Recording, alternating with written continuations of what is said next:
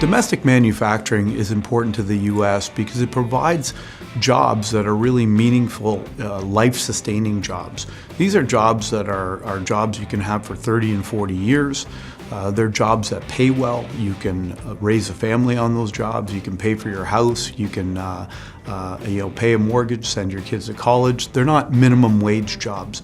Really what's going on in the U.S. today, although unemployment is low, the problem is what's the real income level and the real wage level.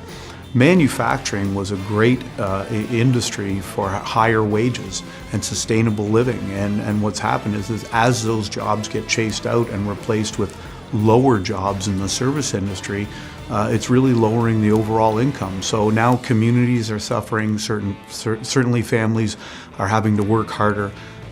Mothers and fathers are having to have 1 and 2 jobs, or both parents are working, which is affecting the home life really also. So, manufacturing is a very important part of our sustainable living and really provides high-paying jobs for the future.